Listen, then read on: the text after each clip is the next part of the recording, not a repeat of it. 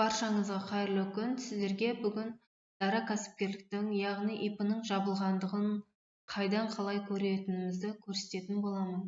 Біз КГДГОВ.кз порталына кіреміз. Оның ішінен поиск налогоплательщиков деген бөлімге өтіп, өзіміздің инімізді жазамыз. Бұл жерден сөйтіп, яғни робот дегенді таңдаймыз. Бұл жерде мотоциклдің фотосын көрсет деп тұр. Подтвердить. Поиск.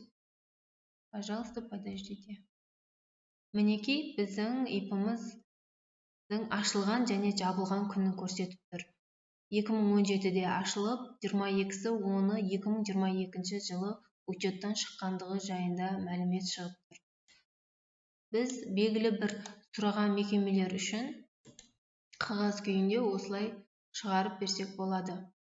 Заңды мінекей қай порталдан алынғандығы, күні, қай күні алынып жатқандығы барлығы мемлекеттік кірістер басқармасының атауы жазылып тұрады.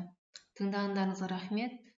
Бұдан да басқа пайдалы ақпараттар көргіңіз келсе, каналға тіркеліңіз.